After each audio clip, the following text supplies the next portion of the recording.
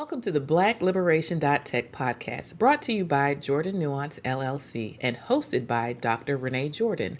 This podcast is a accumulation of Dr. Jordan's dissertation work and her passion for empowering Latinas, Afro-Latinas, Black women, and girls to navigate the academic and professional worlds with confidence and success. Whether you're a mother or a guardian guiding a child through grades 6 through 12, an undergrad or grad student, someone working on a dissertation or thesis, or simply looking to carve out your niche in the career landscape, this podcast is for you.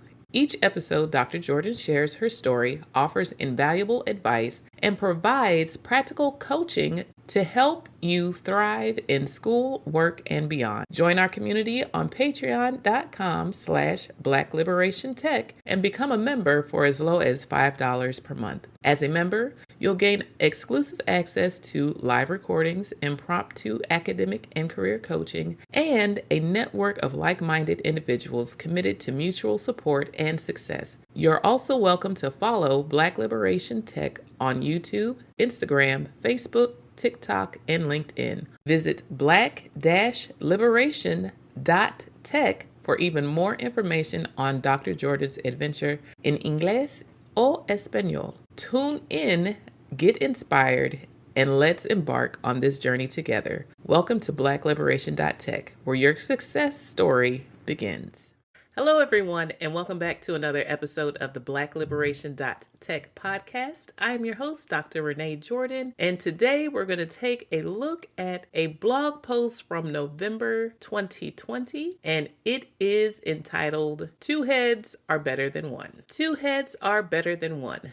This post is another note on getting unstuck. Before I tell you the short story, allow me to disclose my reason for sharing. I am in the process of completing a task of which I had the opportunity to view the finished work as opposed to live out. To see something done is one thing, and to do it yourself is something else. I had a second cousin, Yvonne B. Miller, who obtained her PhD, and she wished me well in my studies. I learned more from her obituary and a YouTube interview than I had the opportunity to discuss with her in a one-on-one conversation. Senator Miller broke the combined gender and color barrier in 1983 when she was the first Black woman to win a seat in the House of Delegates, the oldest continuously meeting legislative body in the Western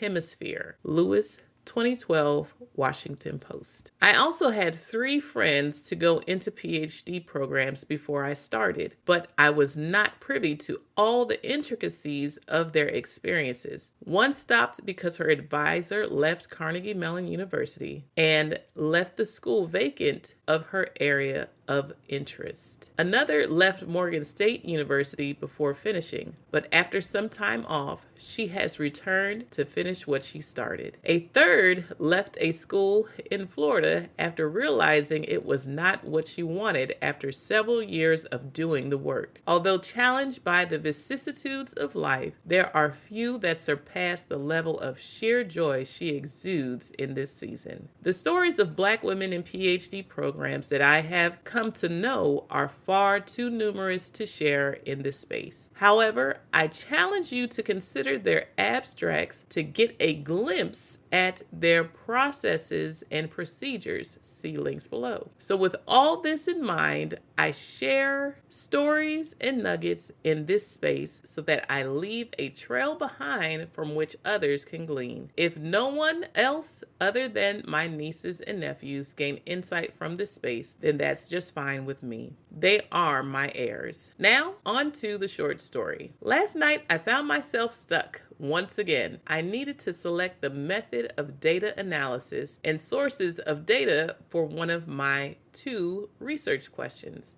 I figured out one, but the other was giving me a literal headache. In that moment, I received a reply to a text message that I sent earlier. In the reply of my friend, she asked how I was doing. To this, I responded, I'm doing well. I'm scratching my head at one part of my proposal. I think I'm going to phone a friend. And yes, I phoned a friend who graduated with her PhD a few years ago from my program and left a message. So I called another friend, Dr. Rebecca, who graduated from Penn State, and she answered.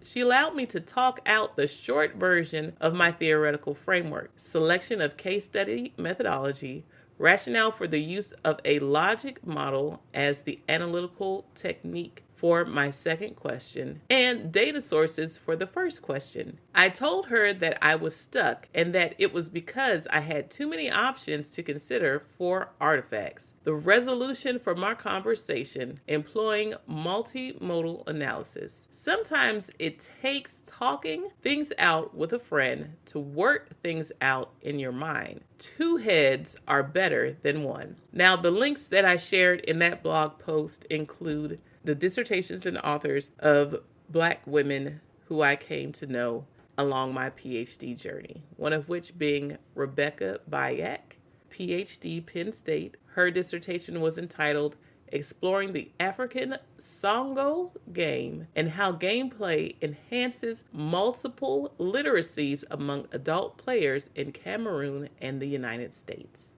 So there are a few things that I want to reflect and talk about as it relates to the blog post. The first one being the power of legacy. Dr. Yvonne Bond Miller left a legacy behind. She was able to do something in my family that no one else has repeated since. And she not only left a legacy with us, she left a legacy with her work. And as a result, her legacy lives on to inspire others. And I'm glad that I'm able to glean from her legacy, whether it was her video, whether it was her obituary, whether it was the graduation card that she sent to me with notes of encouragement, whether it was the conversations that we had before she fell ill. She will forever be remembered with me, and as a result of me sharing her story on my blog post, others will be able to learn from her as well.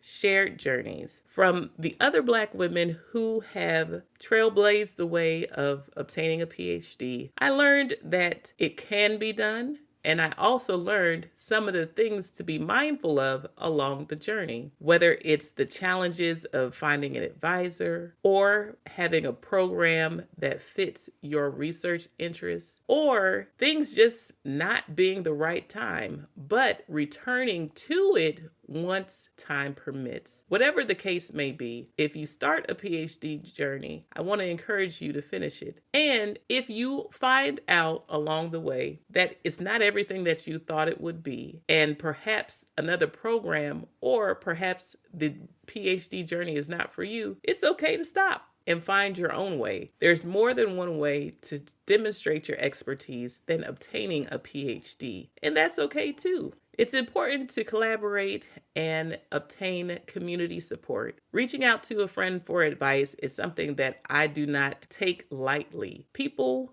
are busy, and sometimes once they're done with work, they are finished for real. And although they love you, they might not necessarily want to revisit all of the challenges that go along with obtaining a PhD. So I was grateful to my friend for being able to take the time to talk with me to help resolve a challenge I was facing. By reaching out to a friend, two heads were indeed better than one. I was able to articulate where I was in my process, bounce ideas off of her, get feedback as well as insight as far as what was possible in terms of next steps in order to move forward. Now, that conversation was able to move me further than I was able to get on my own while being frustrated. So sometimes it's very important to reach out to someone else to help you get unstuck. Collaboration is essential in academic and professional spaces, particularly for those of us who are a part of marginalized communities. Why? Because a lot of times we're the first ones in our family, we're the first ones in our community who are doing the specific work that we are seeking after, whether that is a PhD or a career in a field that's not similar to anyone else in our family. So being able to talk to others can help help you navigate that unfamiliar space. And it's not to say that you're not capable, it's to say that you need some help along the way. No one knows everything. Everyone has to go through a learning process in order to achieve their next steps. How else will you progress? You don't learn by osmosis. Now, some people might have photographic memories, and that's good for them. But even if I had a photographic memory, I would need to figure out how to seek out new information. And being able to bounce ideas off of someone else can help you navigate that new space. With that being said, I want to ask you this question. When was the last time you reached out for help, and how did it transform your challenge into a solution? Here are some tips to help you get unstuck.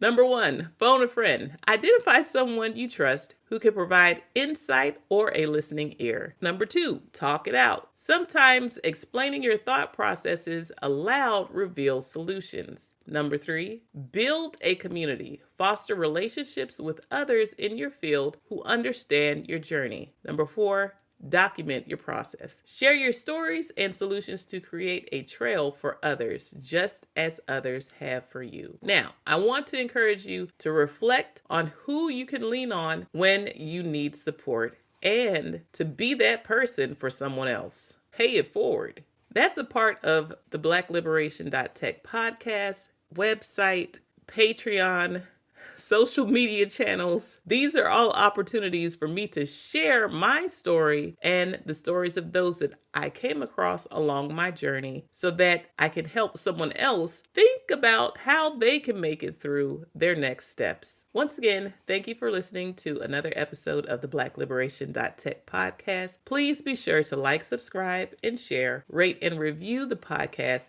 to help it become more discoverable. Remember, no one gets through life or academia alone. Reach out, connect, and share your journey. Thank you for tuning in to the BlackLiberation.Tech podcast, brought to you by Jordan Nuance LLC and hosted by Dr. Renee Jordan. We hope today's episode has inspired you and provided valuable insights to help you navigate your academic and professional journey with confidence and success. Remember to like, subscribe, and share, as well as rate and review the podcast to help it become more discoverable. Whether you're guiding a child through grades 6 through 12, tackling undergraduate or graduate studies, working on a dissertation or thesis, or exploring your career options, this podcast is here to support you every step of the way. Join our community on patreon.com/BlackLiberationTech and become a member for as low as $5 per month. As a member, you'll enjoy exclusive access to live recordings, impromptu academic and career coaching, and a network of like-minded individuals committed to mutual support and success. Don't forget to follow Black Liberation Tech on YouTube, Instagram, Facebook, TikTok, and LinkedIn. Visit black-liberation.tech for even more information on Dr. Jordan's adventures, available in both English and Spanish. Stay inspired, stay empowered, and keep moving forward. Until next time, take care. Bye-bye.